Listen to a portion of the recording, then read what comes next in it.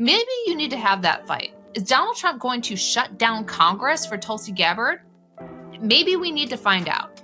Maybe we need to make him do that in the early days so people can understand how serious he is about abusing his power.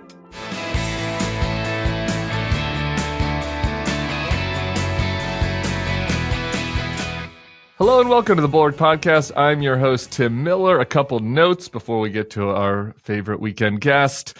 For the newbies, on Fridays, I have a playlist on Spotify, and a super fan has also mirrored it on Apple that include the sad songs I've been playing you to try to get you to cry at the end of the episodes the last 2 weeks. So for the people who have been asking, just go down to the show notes and you can get that playlist. Also on yesterday's guest, Rick Wilson, said something about Matt Gaetz and like a dead person in his dorm room. I did not know what he was referencing and did some Googling after.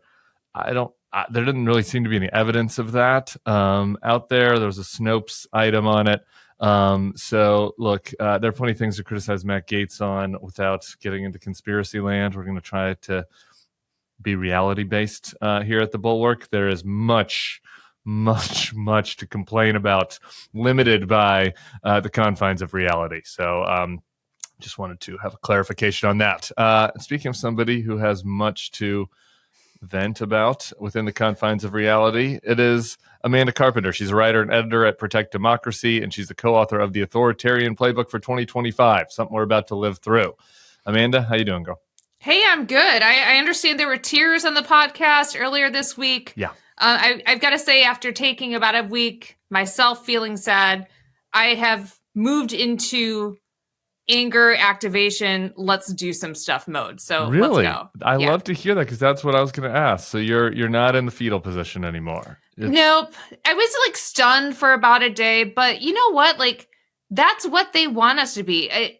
Seeing how other people have been paralyzed by the moment actually makes me just really want to get started on doing things because it's starting now. I mean, with this nominations fight, the fact that Kristi Noem, that nomination was sort of met with a, okay. And then there was Matt Gaetz, which was and then there was RFK, which is like, are you crapping me?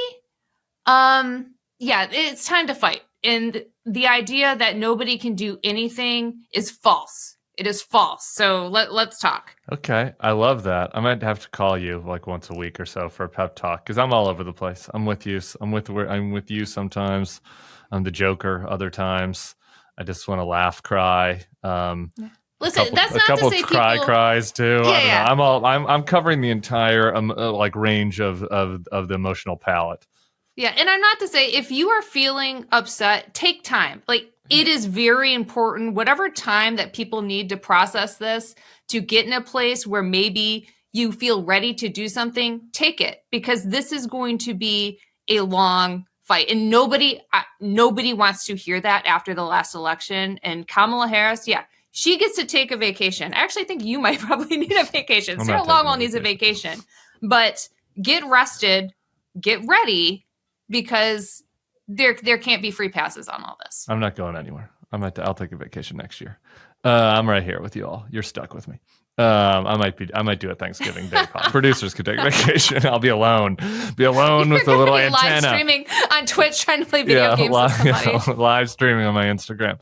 Okay, I want to go through each of these insane nominations. I guess we've not been on the pod since the RFK choice, so I want to go through all of them with you one at a time. But first, I kind of want your bigger picture take on two topics, and you can pick which one you want to do first. Kind of what the threat assessment is from the Protect Democracy standpoint. Obviously, the threat's high, but where you're seeing the biggest threats, and then kind of adjudicating some of this Bulwark discussion about in pushing back on the anti-norms, MAGA quasi-fascists. How much do we need to abide by norms, or should we be throwing them out the window to play on their turf? So take either of those, and we'll just kind of go from there. Yeah, okay, so let's start with the threat assessment and the landscape. The good news and the bad news is that we likely know what is going to happen. And I just want to be clear on this point. We have warned that there are many threats to democracy that will come from a Trump 2.0. That is true. Because he won re-election, things get much harder, but they are not impossible. And that doesn't mean we don't need to start trying things and organizing. So I just want to be very clear on that point. Things are harder now, much harder. They are not impossible. So the biggest threat areas I am adhering to that were outlined in the authoritarian playbook for 2025, because they have to do with the things that he specifically promised and will be able to enact as president that are truly threats to democracy. And this was actually a very helpful exercise and discipline in order to determine, what would we have to focus on? Because the thing that we learned from all autocrats, and especially the first chaotic Trump administration, there will be a lot of things coming down. And the whole idea is to get people divided and distracted and blaming each other within this coalition. It's divide and conquer. And so it's very important that we find a way to get the sights set on the most important things. And so I'll just outline broadly what I believe those buckets to be. Number one, pardons. That is coming down. We warned about the pardons for the January 6th rioters and how that will impact rule of law. Number two, I just want to pause on pardons for 1 second, because I don't think we've mentioned it since he won, and because I share that concern. And the fact that you mentioned it first is noteworthy.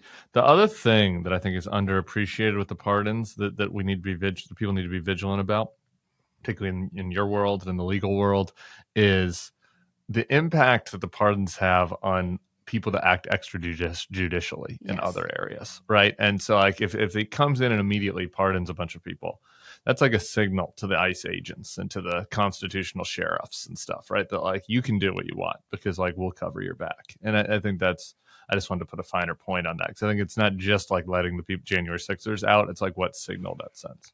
Yeah, and I sort of say that it is a priority just in terms of rule of law, but it's also the first thing that's likely coming. We will have the January 6th anniversary coming up before Trump takes office.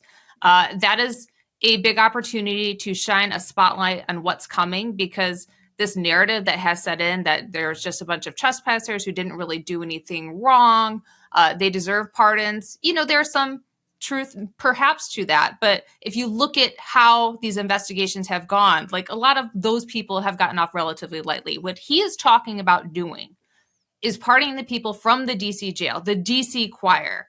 And those are people who committed violent crimes. So let's make no mistake about that. Those were the people he was platforming at his rallies by playing their music. Those are the people holding, popping champagne after Trump won, knowing that they would get out. And so I want to get really specific about the people that he has promised to free, because it wasn't your mom down the street who got swept up. Guy. It wasn't the horns guy. Yes. They're people that assaulted police officers. And you've been on this. He's been asked about that on the spot. He doesn't rule it out. No one's ruled it out. And so that's something that needs to be put into context, and we should not just let happen. He may be able to do it, but I am going to sound I'm just going to repeat myself here. There cannot be any free passes. You have to make scenes about this. You have to be loud. Someone has to impose some kind of political cost on this, no matter how little it may be, because these issues are too important. So that's the first thing, and that's coming first, most likely, or at least there's an opportunity to talk about it and organize it around it January 6th through that month. Second big thing is the politicized investigations. We can put this through the frame of Matt Gaetz, but I actually think it's more important to talk about it in the larger picture and not just make it about one personality. And the thing that I've noticed that is so interesting in walking around the space that we belong in now is how everyone thinks they're potentially a threat. And what was really funny, when Gaetz was announced, there was a Republican congressman interviewed for Reaction, and he kind of said, well, it's bad, but I shouldn't say anything because now I'll be investigated. The fact that they're even making jokes about that, everyone thinks they're potentially a target. That should not be a reason to cower. That should be a reason to unify, because they can't go after everyone. There are people we know who have already been impacted, and I'm not minimizing what they're being put under. And there will be real targets, but there are more of us than there are of them. The bureaucracy of the Department of Justice is not going to go after every podcaster, every organization, every person that makes a donation. Come on. Yeah. We are a big country. And I've listened to all the warnings from Ann Applebaum. Yes, I've internalized all of this. And I'm not going to say it's not going to be rough and tumble and innocent people aren't going to be swept up in this. But as a reason I woke up feeling motivated the other day is I looked at, we're not Hungary. We are a big country with big ideas and lots of people who can do things. And so the sooner we realize that we have more of us on our side of these issues, if we just find each other, things like start to get easier. It starts to feel like Trump might be the Wizard of Oz behind the curtain a little bit. And so let's not build it up to be bigger than it is. I think you're giving me some goosebumps. So that's good. You're getting me out of my fetal position. But just really quick on this point on Gates too. I've been warning people, and we'll continue. Matt Gates is smart and savvy. Like, this is not a dumbass. This is not Hegseth or whatever, like some of the other appointments that we'll see. That said, to your point about more of us, none of them, how challenging it is to get the bureaucracy spun up, like, he isn't going to know his way around DOJ, right? Like you could have picked somebody, and they could hire people, and this will be all stuff to monitor, that was been in DOJ, knows where the bodies are buried, knows what, knows like which of the attorneys are going to be, right? Like the most willing to, push the boundaries, right? Like that's all going to take time for them. And I don't think that is going to be true in other areas like immigration and pardons. But I think that's another important thing to remember, that we'll get a look at what they're planning on doing, because it's going to take them a little bit to get it spun up. Yeah, and I just want to make a point on that. There will be targets, and it'll probably be people we know, people who aren't famous necessarily. It is important to rally around them. They should not feel isolated, because the entire purpose is to pick a few targets up front, right? Yeah. And make a chilling effect to make you think that you will be taken down with them. And so the posture in the first 3 months, that whatever we want to call what we are, I mean, I don't think it's the opposition. I don't think it's the resistance. But they have to know we're not scared. Yeah. We're worried. We're serious, but we're not scared. Totally agree. All right. What else? The third thing, the regulatory retaliation, which isn't as high on the list as investigation. And one more point on the investigations. I think there's some solace that some people take with that, Matt Gaetz won't be able to secure a conviction. The investigation is the punishment. Like, let's just be really clear about that. The investigation is the punishment, to make you go get a lawyer, to spend thousands of dollars an hour, to get everything in order. That's the harassment. I mean, literally, Bannon was just saying this yesterday or 2 days ago in his podcast. It's like, lawyer up, people, lawyer up, MSNBC producers. Like, he was trying. Like, that's the point. It's like to scare. Like, that is the punishment for sure. Yep. And so, in turn, that there's also a lot of potential and promise for the regulatory retaliation, using these government agencies against companies to make them cower, to get them off the sidelines. But tariffs are also part of that. I'd lump tariffs in with that category too. Yep. Oh, absolutely. Yeah. The tariffs and the way that Trump has promised to wage them are to solicit political loyalty and make his agenda look better and coerce companies, like, without a doubt. And that will have damaging effects on the economy, of course. Probably the most concerning, that will take them longer to do, is the domestic deployment of the military. Big one. Like, we should not, the bright line, we should not be using the military to police American streets. I think there is a big opportunity and need to organize former military members to start talking about this now. Like, we've had a lot of academic work about the Insurrection Act, et cetera. But we're going to need a lot more former members of the military to stand up and talk about this and push back early about how Trump plans to improperly use the military. And the fact that he, appointed a Fox News head of hair to be in charge of this type of stuff, I think we need to get going on this immediately. And in turn with that is federal law enforcement overreach, which gets in terms of just like getting the state and local police to do these kind of militarized type duties. And so I think, those are the big buckets. What do you think? I guess immigration kind of crosses like three of those, right? Yep. But to me, I like that's the thing that you didn't mention that I think is going to become fast and I guess I want to talk about that for a quick minute. And the reason I didn't carve out immigration as its separate issue, this is a complex one because there are going to be a lot of things. Number one, immigration policy is cruel on its hard on its face within the law. And you've got to understand they're going to be able to do a lot of things within the law. Great point. Normal immigration enforcement is ugly. There are people in camps. There are people in the cages that we saw. A lot of that is hard to see and it's within the law.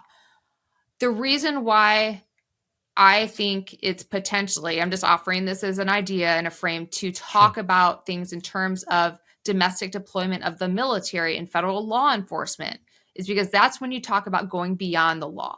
That is talking about in a way that I think that more Americans can understand as counterfactual to their values.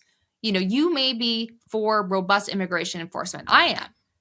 Are you for the military doing sweeps down your street and stopping anybody with the last name Rodriguez or whatever have you? Yeah. Do you think that's a proper use of the military? So we have to make people think about it more in terms of their values and how America should conduct business, because there are lots of ways that within the law on the books now that we can tighten up the border.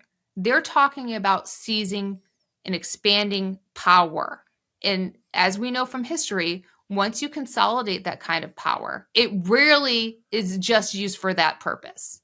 So when I say you think this might be exercised on the outgroups you don't like, don't think it's not coming for you. Maybe by mistake, maybe intentionally. To your point about how there's a lot they can do within the law, we saw in the first Trump administration, and they're already signaling that people that are legally here are going to get swept up in this, right? Like people that, and so I like focusing on that, not to, minimize whatever cruel treatment of people that are not here illegally, but like as a political matter, like focusing on, family members of undocumented immigrants getting lumped in with them. Like I wrote about this back in 2019 or whatever, when they did that to the kid in Texas.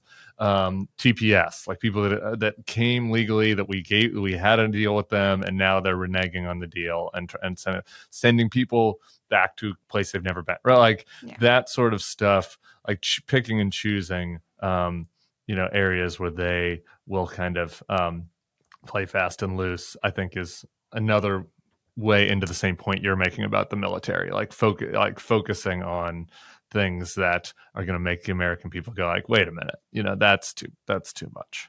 Yeah. Well, when they talk about the enemies within, who are they talking about? Really? They're not just talking about people who came in the country illegally.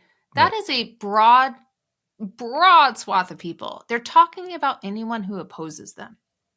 That's what they're talking about when they talk about the enemy within. They're talking about anybody that's woke, left, transgender, immigrant. It's a huge pool of people.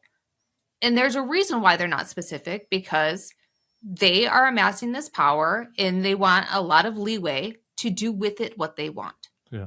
You and me. I've been pushing for some enemy within swag. We'll see how people feel about that. I think that I kind of feel like I need an enemy within ball cap. There is something that this stuff is scary. I'm not going to minimize that. It is. But there is something empowering about sort of adopting kind of a more punk rock spirit about it. It just, this is, I mean, Amanda Carpenter isn't who comes to my mind first when I think of punk rock spirit, but I like that you're going there. Yeah. I couldn't name any artists immediately, although I've been listening to a lot of Paramore on repeat. That's probably about as far as I can go. Okay. And I don't know how outcast that is, given that she was the opener for Taylor Swift, but that's my level right now. All right. The norms thing before I move on to the appointments. This is more of, I guess, more of a JVL and Sarah debate that we have over on the next level, and that he does in his triad. But, you're at Protect Democracy. So by nature of the name of the organization, there's a sense that we need to protect and defend the norms that undergird our institutions. That said, can we be a little too normsy at times. Let me give you one example of this. Things that aren't necessarily laws and rules. I haven't brought this up all week. It's been fucking bugging me all week, though. The smiley pictures of Biden and Jill with Trump. Like, it's like, I kind of put this in the norms bucket. Like, it's one thing to say you invite Trump in, there's cameras, you're serious about it, shake his hand, you say, we'll make sure that we have a smooth transition. We're not going to do anything to impede your transition. That's good. That's sufficient for me. Like a first day of school picture, sesh with Dr. Jill, I find that fucking sick, all right? And actually undermining of our effort. So it's a little thing, but like there are a million of those, right? Where it's like, we're playing by rules, they're not. How do you kind of judge that?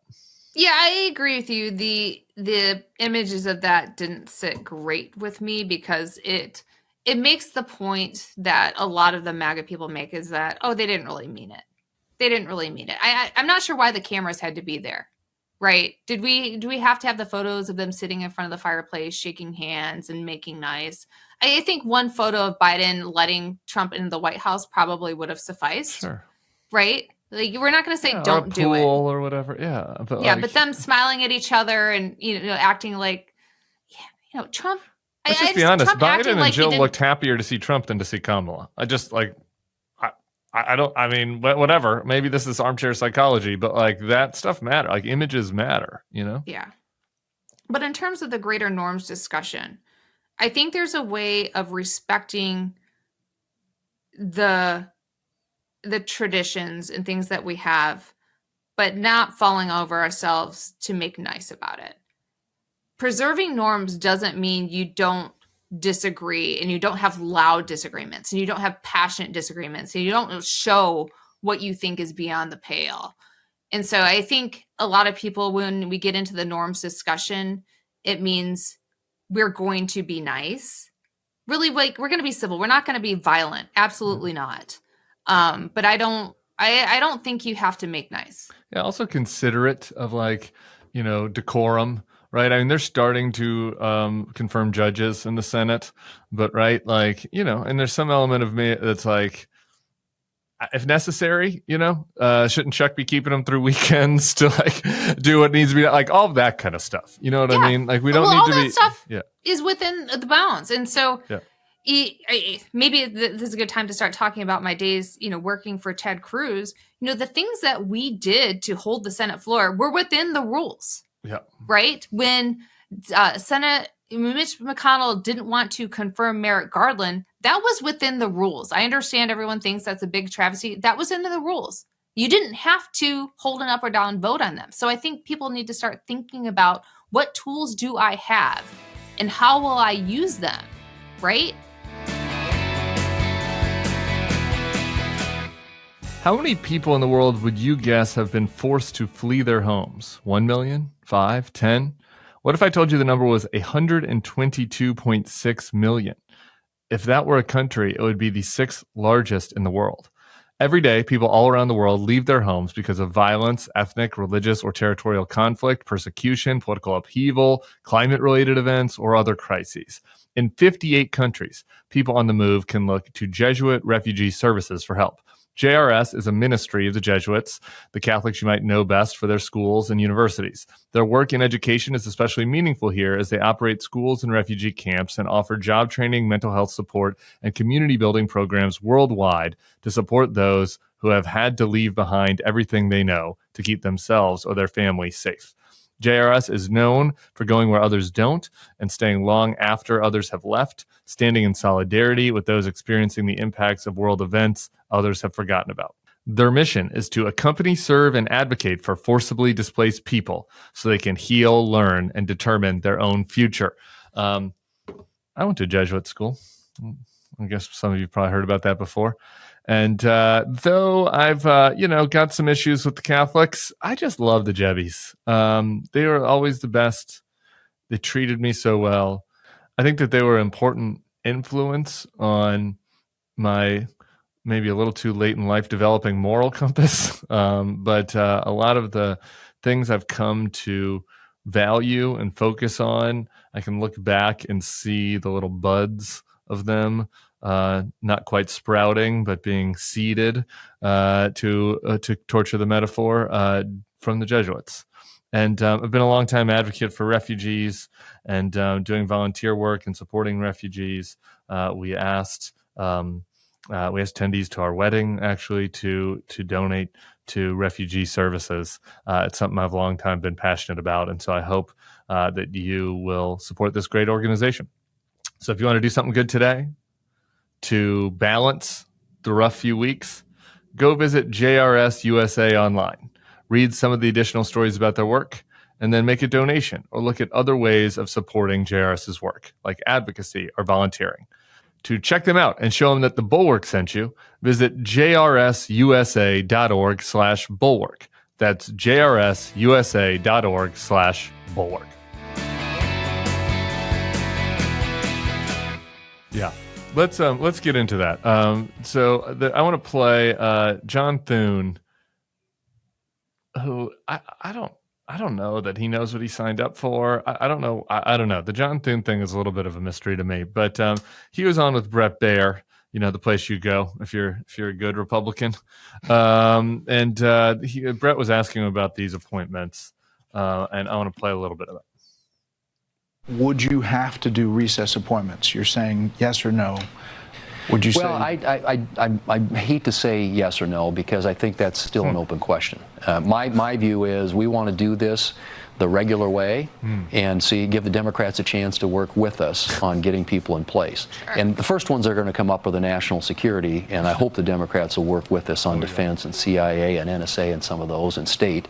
Yeah. But if they become obstacles and obstructionists to moving these along, I mean, we're going to grind them out on the floor of the United States Senate.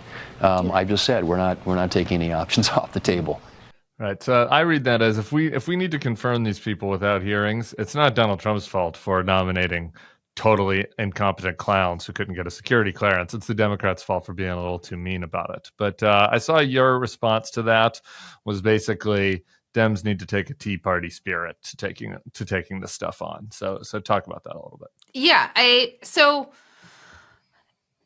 in the days when I was sort of moving slow after Trump won, I started thinking about, what can we look to? The big question is, how do you impose political costs when you have no leverage?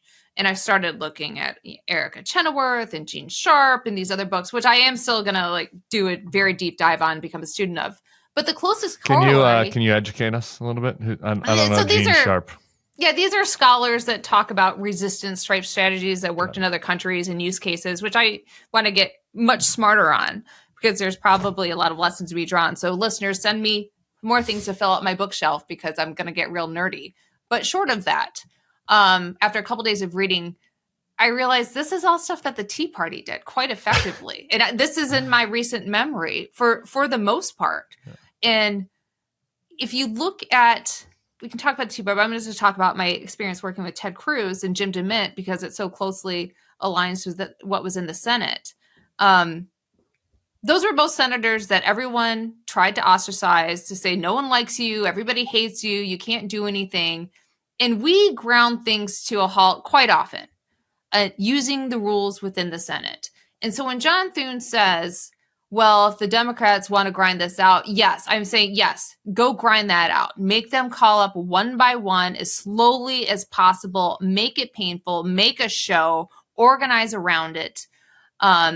Because if you look at the origins of the Tea Party, that was when Obama was on the rise, right? There was a bailouts, a bunch of energy, but because there was so much anger about spending and the potential government takeover that we knew that was coming with healthcare, people started organizing early. And so Obama took office, the height, all the excitement, and people were on the ground taking the streets and doing organizing and meetups that spring.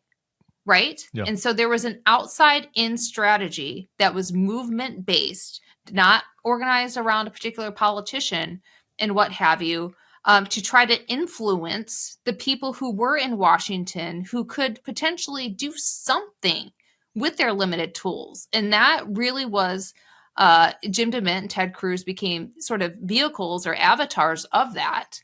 And so people will think about the filibuster that we staged over healthcare, and it was not successful. But as an organizing effort, it was hugely important. Hugely important. We did a little hashtag Make DC Listen. We made it about inviting people in, and we were stopping a process that was very nerdy, but people came to understand that there was someone in Washington who would actually fight for you on these things, because they were begging to have someone that wouldn't just roll over and take it and rubber stamp it and let these things happen. And I don't know what we're waiting for. We know what these fights are. So when we talk about these nominations that are coming, this is not just about Matt Gaetz or Tulsi Gabbard or whoever. This is about the abuse of power that Donald Trump expects and commands, and that people will enable in his second term. Because when the Senate confirms people, that's a check on his power. And he wants them to give that up before he even steps foot in office. And now John Thune is considering it.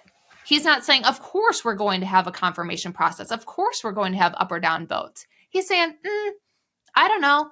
We'll see what happens. We'll see if it's the Democrats' fault. Yeah. No, grind it out. Someone needs it. Maybe it's Fetterman. Maybe it's somebody, but they may not be successful. Sounds like a Brian Schatz job. Here is I just went off of the other side to this, because you and Bill are on the same side. Bill Crystal has a newsletter this morning that echoes kind of your sentiment here. Oh. I don't know that he shouted out use Jim DeMint tactics, so not exactly the same, but same mindset. There's a part of me, there's just a little man inside of me somewhere that's like, I don't know, maybe just let them roll around in their own shit for a while, and maybe let the actions that come over the course of 2025 be the things that you rally around rather than the appointments. What would you say to push back on that? I'm saying it's both. So expecting Republicans to own the problem and wallow around in the mess they created is just expecting the environment to take care of you. You have to create the conditions where these things become painful, right? So without a show of, let's just say Senate Democrats taking the floor and saying, we want hearings, and maybe doing a shadow hearing and a rump thing, give the media something to cover, to go ask the questions. Because why should John Thune be walking around the halls of Congress without reporters swarming him and asking him, well, so-and-so Democrat said that they want to vote on this because they did this whole video or whatever. You have to create that kind of pressure. And it's not, well, we'll do this, but we won't do anything else later. If anybody listening on the Hill, don't think about specific issues. Think about themes that are going to be constant in the first 3 months, 6 months of this administration. It's going to be abuse of power. It's going to be corruption. It's going to be unfairness. So there'll be a lot of issues around that. And then the harms will come. And once you have this like Venn diagram of where things that are unpopular, real harms to people, and things that actually impact, from my perspective, rule of law and democracy, those are the things you go hard on. So these are all, or you're not going to stop it potentially, but maybe you have to do some brinksmanship. We know the process. So, okay, well, if Democrats throw a stink, the Senate can throw into recess. And if the House doesn't agree, Donald Trump will have to put the entire Congress in recess. Well, maybe you need to have that fight. Is Donald Trump going to shut down Congress for Tulsi Gabbard? Maybe we need to find out. Maybe we need to make him do that in the early days so people can understand how serious he is about abusing his power. All caps Amanda is back. Here's one argument for you. You have me mostly convinced. I do think that the Democrats should pick their spots a little bit, and we can talk about what that means. But like that thing at the top of my list on picking their spots is like getting really outraged about things that these people have said. Is not it, right? The American people have spoken loud and clear that they don't really care about that. So, I like to clutch my pearls as much as anybody, but focusing on specific things, and some of that is action. So here's one. So when you talk about maybe if they're not going to have hearings yourself. some people might know the story. I kind of knew it in my periphery, but I didn't really know the whole story. And I want to share this with everybody. This is on the new nominee for HHS, Secretary Robert F. Kennedy. Paul Farhi of the Washington Post shared this. And I'm just going to quote from Paul. He writes, "Your future guardian of America's health, a short story. The outbreak of measles in Samoa started in September of 2019 and created a panic. Schools closed, Christmas events were canceled, lockdowns ensued. People stayed inside their houses, and the unvaccinated hung red flags in their front yard, both as a warning and to signal to emergency health workers they wanted to be vaccinated. The U.S. rushed in medical teams and vaccines. Even with these draconian measures, by early January, about 3% of the island's entire population had been infected. 83 people died, most of them infants and children." How did that happen? Health officials said the island's immunization rate had fallen dramatically in the years preceding the outbreak, and the anti-vax misinformation was rife. The latter got so bad that anti-vaccination activist Edwin Thomasis was arrested and charged with incitement against government order. I don't like that. We shouldn't do that. People should be able to say misinformation in a free country. That said, he was arrested after pushing the fact that the vaccines were dangerous and encouraging people not to get them. Well, another guy had a part in all this. A few months before the measles outbreak, RFK Jr. went to Samoa. During his trip, Kennedy met with and publicly supported leading anti-vaxxers, putting whatever credibility he had as a Kennedy behind those encouraging people not to seek immunization. Kennedy later acknowledged his trip to Samoa had been arranged by Edwin Thomasis, the guy later arrested by the government for incitement. Kennedy later wrote a blog post describing Thomasis as a medical freedom hero.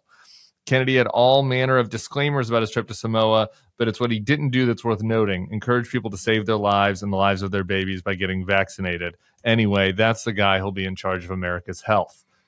Like, to me, again, that is like a tangible thing. It's not like, oh, RFK said poppers caused AIDS.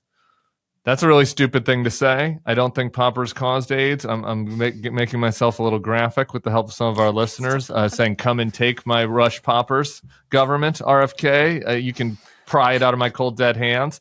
But this is a specific thing. We want a man in charge of the government who not in 1999, in 2019 was part of an effort to discourage vaccination that led to the rise of measles, that led to dead kids. Thoughts? Yeah. Yes. So if there's not a hearing about him, there needs to be a way to have a rump one of some kind. But not only the specifics are there with RFK, but I mean, maybe I'm just throwing this out a little bit more. There's going to be a continuation of crazy people doing bad things, right? And so how did RFK get in this position as it deals also with privilege and corruption? RFK comes from incredible privilege. If people haven't listened to the Behind the Bastards series about him and his upbringing and how he was raised and the doors that were continually opened for him despite his repeated dangerous drug use and all kinds of manner of other horrific incidents is insane. Those Behind the Bastards DSA socialists get so much love on this podcast. I don't know what's happening. I did love their Robert E. Lee episode series as well. Yeah, I'm a big fan of it. Robert Evans, have me on sometime. I don't know. We can do whatever bastard you like. But again, going bigger about this, that is a specific incident. And I think it is important because it's just worth remembering that RFK has no health background. He's an environmental activist, and he got into that business because he was required to do court-mandated community service and then got an interest in water issues. Because guess what? Someone gave him a nice position for a nice nonprofit, and that is the beginning of his advocacy. No health experience, no health background. So the idea that we're getting people into these positions of power that have absolutely no qualification other than political loyalty to Trump is something that definitely needs to be talked about from my perspective. Y'all, I'm not sure if any sponsor of this podcast has been mentioned to me more in the last few weeks than today's. It's our pals at Soul. What kind of night is it? A single, double, triple, or a quad? I'm not talking about alcohol. I'm talking about Soul's out-of-office microdosed THC gummies. It might be a quad for some of you. Soul's out-of-office gummies are perfectly microdosed with hemp-derived THC and CBD to give any day that chilling on the beach vibe. Did you know that you can now buy hemp-derived THC products in all 50 states because of the 2018 Farm Bill? The out-of-office gummies help you get that much-needed me time at the end of the day when you're sitting on the couch watching Nobody Wants This or just trying to avoid doom scrolling in the box of screams. Out-of-office gummies give you that warm, fuzzy, euphoric microdose feeling without sending you to the moon. As for me, I've been a long-time advocate for gummies. But in addition to that, got to do this morning podcast. And being hungover on liquor, in addition to being sad, and in addition to not wanting to get out of bed because of the state of the world, it's just not a good combo, right? It's not a good combo. So if I'm going to chill out and survive listening to MAGA podcasts to understand what's happening out in the world, Soul's out-of-office gummies are a much, much more fruitful pair for me than a few bourbons. Soul was founded 5 years ago by brother and sister duo Mike and Angie Lee. Mike is a former world-ranked professional boxer, and Angie is an author and professional speaker who had the desire to create natural alternatives to the medication that tackle problems they deal with themselves, like sleeplessness, anxiety, focus, and pain. This holiday season, give the gift of Soul. Head to getsoul.com and use code THEBULWARK for 35% off your order now until December 3rd. That's 35% off your order using code THEBULWARK. One last time, getsoul.com and code THEBULWARK for 35% off. You deserve it. Hey, y'all, if you love this podcast and want to listen to all Bulwark podcasts ad-free, join Bulwark Plus today. You can click the link in this description. You'll get the best politics newsletters in the business, and you can become a Bulwark Plus member right now. We'd appreciate it. Yeah, I wonder also, I think that eventually, this isn't going to happen in the next 2 months, but prying the divisions within this coalition is also going to be there. I want to play Howard Lutnick, who is supposedly the head of the transition. He was on CNN with our friend Caitlin Collins a couple of weeks ago. And this just gives you a little insight into how much the head of the transition knows about what Donald Trump has planned. Elon Musk's ability to do Doge. He and I worked that out together, and we structured that. But would he actually come into the government? Because, I mean, he'd have to divest. It would be quite tricky. He's not coming into the government. He can't sell SpaceX. He's not going to Tesla. No. So what he's going to be adjacent to it.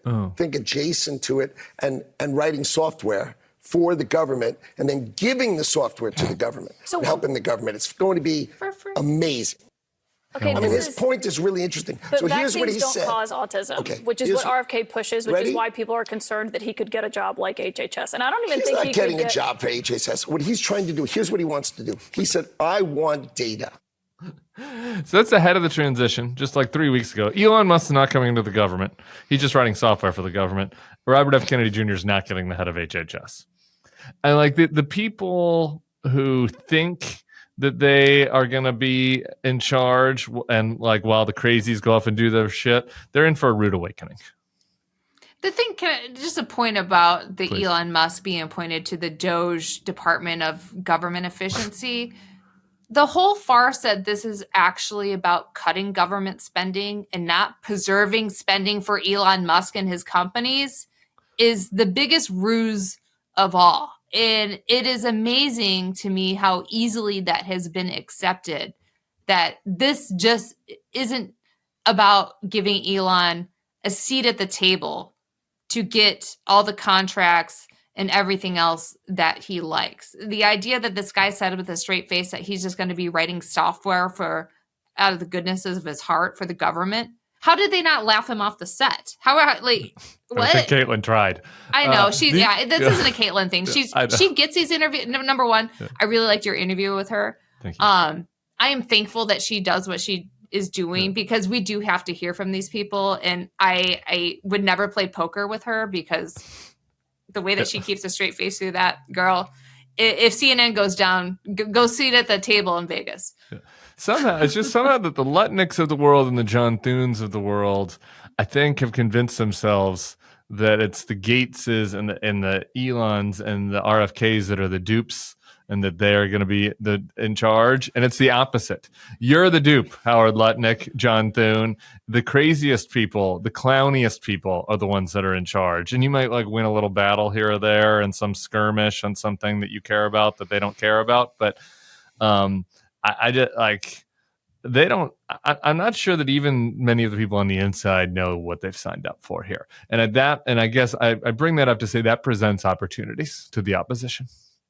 Oh, it absolutely does. But just as an alternative, so I talking to some people who still operate within this space, and I think a lot of what they tell themselves is that with Donald Trump, you do have the circus, there is the clown show, but there's a lot of business that can get done that he doesn't pay attention to. And so that's where they see opportunities still, because the government is still so big. I don't buy it, but this, you know, and it's true in niche issues, right? Like it's true if you care about like random, you know, policies that are overseen by like EPA now that Lee Zeldin is in charge, right? Like you can do business with Lee Zeldin, you know, if you're a chemical company or whatever, right? Like there's going to be certain ways that you can do business outside of their scope, but their scope is a lot wider this time, the crazy people's scope, because it's most of the cabinet. Yes. To that point, me and Sam Stein played a fun game on YouTube last night. I want to get you in on. You know how I like to rank. What's your threat assessment? RFK, the hair that's going to be running the military, Hegseth, Gates, Tulsi. What do you rank there as the worst / scariest pick to the least worst? I wouldn't say it's necessarily about the pick, but the resources that they have at their disposal. And I think you actually have to think about Pete Hegseth and Kristi Noem together, because a lot of what I read through Project 2025, the talk with Tom Homan and the talk from Donald Trump on the campaign trail, is a consolidation of resources essentially between Homeland Security and the Department of Defense to carry out immigration policy. And it's always a consolidation of those resources. And I'm going to say something really wacky. Okay. I think the reason Kristi Noem got that position is because of the stuff she said about shooting her dog.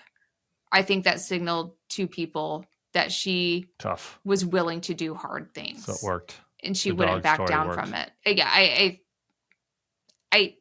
I can't That's say not that crazy, with actually. I mean, I like the main reason, but like as a supporting point of like, oh, we know that she's not going to back down when like it gets hot, because it's going to get hot at DHS, and Kirstjen Nielsen, you know, she buckled. And especially women are always doubted in their ability to be tough. How do you show what better way is there to show that you are cold-hearted other than shooting your family dog in a pit and bragging about it? So that's interesting. You're bringing Noem in. So I thought we had a clear Fab Four. My ranking was Tulsi is the one that scares me the most, followed by Hegseth, followed by RFK. Though I think those two are pretty close, and then Gates. They're all horrible. But that was my ranking. But you're throwing Noem in there. Only because of the resources at her disposal. DHS, Consolidating. Because the government is so vast, and all these logs are so vaguely written, and they're willing to go back into these things from the 1700s, Insurrection Act, Alien Enemies Act, to do broad things that will be draconian if they do it as they have said that they will. Maybe they won't, but I take them at their word. And because you're talking about the power of the military, I think you have to rank that the highest, even though it may be an outlier. Yeah. No, I think that's insightful. Hilarious. I just because it is so on topic to the thing we were just discussing about the Lutnicks and the Thunes and how these like establishment people and industry people like don't really know what they're dealing with and haven't like wrapped their heads around what Trump has planned. I received this text from my loving husband as we're talking here. This is from Politico Playbook. Food and agriculture industry executives said that there was serious talk about launching a coalition to publicly oppose Kennedy in any food or health role within the Trump administration. But that ultimately never came together because the industry didn't think Trump was serious about nominating Kennedy for a cabinet role. Oh. It's time for everybody to fucking wake up. All right, it's time for everybody to fucking wake up. I did this on yesterday's thing with Rick Wilson about Lisa Murkowski talking about how she's looking forward to reviewing a serious nominee for Attorney General. There will be no serious nominee for Attorney General. Even if Gates gets taken down because of bad personal relationships, the person coming behind him is not going to be, whoever you would consider to be a serious attorney general. It's not going to be somebody that's that cares about the rule of law and the Constitution in a deep way, and it's going to prioritize that over service to Trump. No, it's intentional. The reason why he's surrounding himself with inexperienced, incompetent people is intentional. It's because they will do what he says. I mean, this is common in autocratic places. Okay, that's a little bit of a downer. One more group that I think is worth mentioning as far as thinking about how to deal with this. I'm always iffy on media criticism because media is so vast, but how to deal with these guys is going to be very challenging for them. And there were a couple of things yesterday that just caught my eye. One was, and they were both also in Politico. One was about the DeSantis replacing Waltz and Gates in the House. Several Florida sources suggested to us. Hold on, can I just laugh? His DeSantis's reward for all this is going back to the House as a congressman. No. DeSantis getting to replace. That would be funny. That would be funny though. Okay, I wish maybe you could put Casey there. Here we go. Here's the sentence. Several Florida sources suggested to us that DeSantis may try to shorten the deadline and not worry about the legal niceties. In other words, he could push the deadlines up and worry about the lawsuits later. Legal niceties is how they described it. The other one was I don't have it right in front of me, but it was essentially that the idea that Seb Gorka could be deputy national security director was another signal that Trump was looking to fill his administration with loyalists and extremists. And it's like, just among the groups that are not prepared for what's coming, the industries, the Trump's own transition leader, the old school Republicans on the Hill, and the journalists set to cover this. By the way, how long is it going to take for Laura Trump to become the next senator from Florida? I mean, they're pushing for it. I don't know. I mean, Rick Scott put it out there yesterday. She tried to run North Carolina. It's like, what state is she from? But I don't. That's the thing. These guys are not going to play by the rules. They're not going to follow the law. They're going to put the craziest people in there possible. And they're going to dare everybody's responses to that to be the same type of response they would have when Joe Biden overstepped. And he did. On student loans, and treat us like that. We're going to play by a whole different, we're going to trash the rule book. And then it's going to be, what's the saying? For my friends, everything, for everyone else, my enemies, the law. Yeah. That's what they have planned.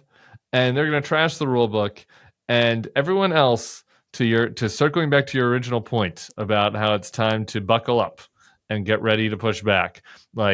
And whether you're playing nice about it, and how closely you got to follow the norms. What they have planned is a total shredding of the norms and the laws, and hoping that all of the existing power structures just treat it as business as usual. And that is maybe. To me, I don't know if I'm overstating this. So I'm going to think about this. So I guess it's not more alarming, but it's almost as alarming as the actual choices themselves is the response to them so far. It goes together. I mean, it all goes together. And they want us to be scared. They want us to think that we can't do anything And although things will be difficult, that is wrong. Punk Rock Amanda, do you have any final thoughts for the people? I don't know. I'm gonna go blast some Paramore. Some Paramore. Check out Hard Fugazi. times. Bring back it's old school. Check out a little. I don't know. Fugazi might be a little hardcore for you. I don't know Paramore. So send me your favorite Paramore. I'm familiar with the existence of Paramore, but I don't. Okay, I don't what think I I'm know playing any on of their repeat right numbers. now: Hard Times, Rose Colored Boy, Burning Down the House. That's a cover Crush. of the Talking Heads song. I Yeah, have listened better to than the Paramore's. Talking Heads. I have listened to Paramore's cover of the Talking Heads song. I like it. Hard Times. That sounds right for what we got coming. Hard Times. Thank you, Amanda Carpenter. We're going to be talking a lot in these hard times. I appreciate you. Bye. Everybody else will be back Monday with Bill Crystal. See y'all then. Peace.